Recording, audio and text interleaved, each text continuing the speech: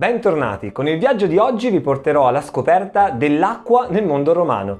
Vedremo cioè come funzionavano gli acquedotti e come l'acqua veniva poi immessa nella rete idrica cittadina.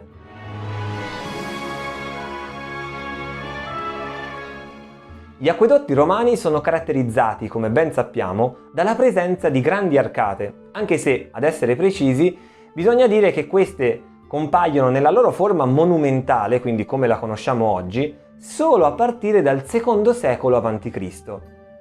Il condotto in cui passava l'acqua prende il nome di specus ed era impermeabilizzato utilizzando malta e frammenti di laterizio. La copertura era spesso avvolta oppure piatta con delle lastre di pietra e la dimensione dello specus doveva essere tale da garantire il passaggio di un uomo. Questo serviva ovviamente per la manutenzione del condotto e ad intervalli regolari erano presenti dei pozzetti. Nel caso degli acquedotti con arcate, lo specus rappresenta la parte più alta dell'intera struttura. I romani costruirono acquedotti che si estendevano per decine di chilometri, come nel caso dell'acquedotto di Cartagine che raggiunse addirittura i 132 chilometri. Queste lunghezze erano dettate da svariati fattori, ovviamente dalla ricerca di una fonte d'acqua potabile e poi dalla volontà di aggirare gli ostacoli naturali, montagne, colline o vallate che fossero. Bisogna poi tener presente anche l'importanza dal punto di vista propagandistico di queste opere. Erano infatti un chiaro segno della potenza dello Stato romano. Oltre a ciò, le arcate avevano un altro scopo fondamentale, e cioè quello di mantenere dalla sorgente fino al punto di arrivo una pendenza media costante che doveva essere calcolata con gran precisione. Questo perché se la pendenza fosse stata eccessiva, l'acqua avrebbe preso troppa velocità, arrivando quindi a danneggiare la struttura stessa. In caso contrario, invece, avremmo avuto un ristagno dell'acqua. Gli archi che vediamo quindi non sono tutti uguali, ma si abbassano progressivamente man mano che ci avviciniamo al punto di arrivo. Ovviamente per calcolare questa pendenza minima erano necessari degli strumenti adeguati, che vengono citati proprio da Vitruvio. Ecco allora che noi troviamo la diottra, probabilmente quella di Erone, che è composta da dischi girevoli e da uno strumento per traguardare, che si chiama alidada. È poi citata la livella per l'acqua, anche se qui non è chiaro ancora adesso quale sia il suo aspetto definitivo. Ma sicuramente lo strumento più utilizzato, proprio perché ce lo dice Vitruvio, è il corobate.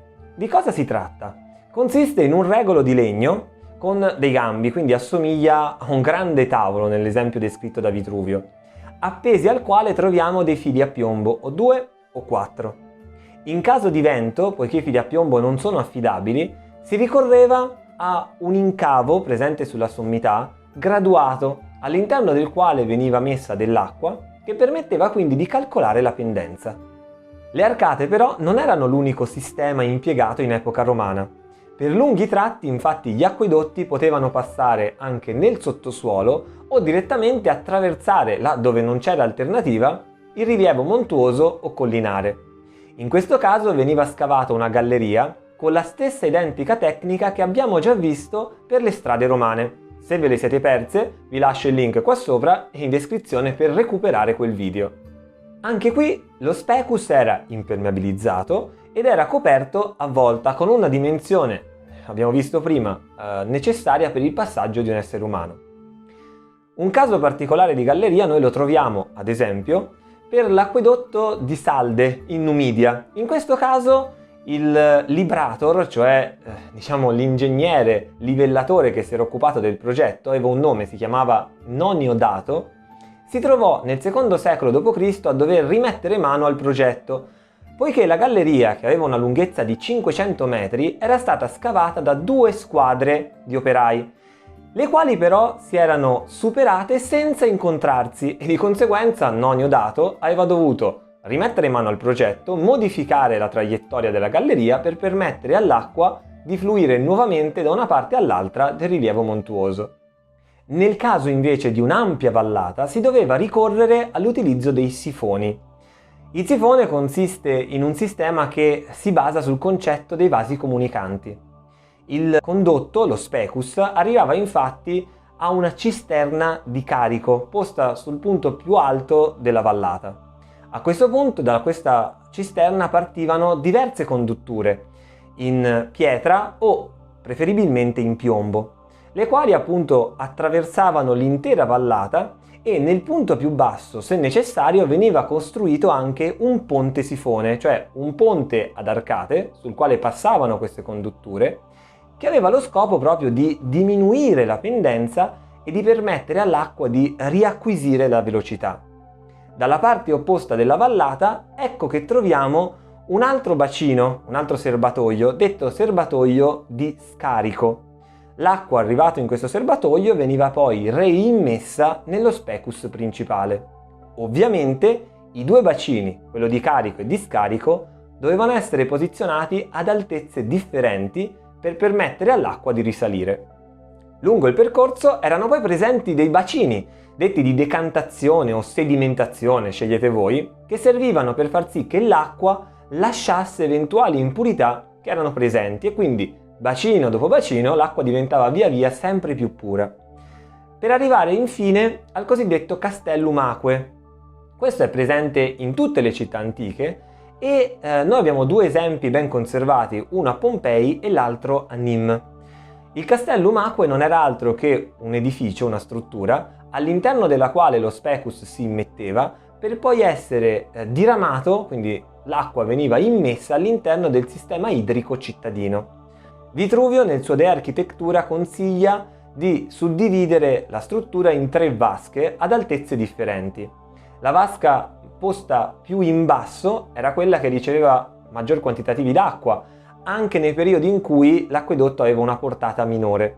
In questo caso questa vasca doveva rifornire le fontane pubbliche, quindi aveva uno scopo per l'intera comunità.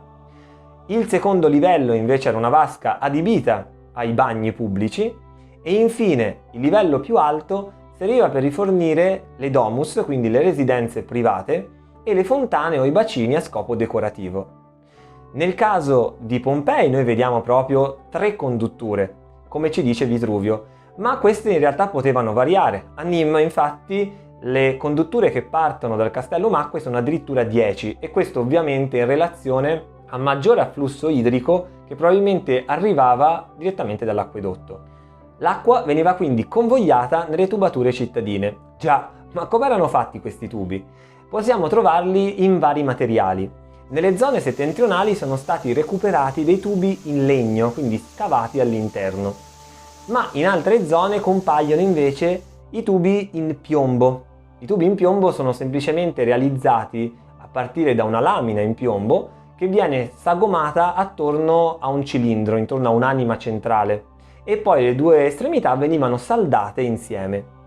Ora, il problema è che spesso il piombo ha un costo elevato e richiede anche degli specialisti che lo possano lavorare, i cosiddetti plumbari, e di conseguenza la maggior parte delle tubature erano realizzate in terracotta. In questo caso i tubi apparivano cilindrici, venivano uniti l'uno all'altro con un sistema ad incastro ed erano sigillati, sempre secondo Vitruvio, utilizzando calce e olio.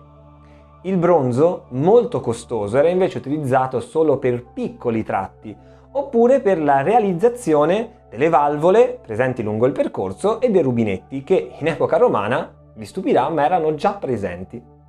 Abbiamo quasi finito, voi però non dimenticatevi di mettere un mi piace e soprattutto di condividere questo video. Frontino ci narra di furti che avvenivano ai danni proprio dell'acquedotto e quindi della rete idrica. Ci racconta infatti di proprietari terrieri che si allacciavano in maniera illegale direttamente all'acquedotto, o ancora di professionisti, vengono definiti in questo modo, che foravano la conduttura principale e in maniera illegale collegavano le utenze presenti lungo la strada. Addirittura ci parla di addetti allo stesso servizio idrico, quindi personale statale, che prendeva l'acqua e poi la rivendeva. I tubi venivano fatti passare sotto il livello stradale, circa 60 cm di profondità, e poi ovviamente indirizzavano l'acqua alle varie utenze. Per quanto riguarda l'igiene nell'antica Roma, io ho già fatto un video e vi lascio il link di nuovo qua sopra e in descrizione. Sicuramente però l'utenza più importante era rappresentata dalle fontane pubbliche, quindi quelle che rifornivano d'acqua alla popolazione. A Pompei ne sono state trovate numerose e la stessa cosa doveva accadere ovviamente in ogni altra città dell'impero romano. Come erano realizzate? Erano posizionate per metà nella carreggiata e per metà sul marciapiede ed erano composte da 4 lastre di pietra. Queste erano rese impermeabili da codoli, di nuovo in malta e coccio-pesto, cioè frammenti triturati. Dal lato del marciapiede ecco che vediamo che veniva posta una colonnina, un cippo in pietra, attraverso il quale passava la tubatura che portava l'acqua direttamente nella vasca. Proprio il lato sul marciapiede è quello che presenta segni di usura maggiori, semplicemente perché la popolazione attingeva l'acqua principalmente da questo lato per avere acqua fresca direttamente dal getto. Per oggi ci fermiamo qua, anche se ovviamente le cose da dire sarebbero ancora tantissime.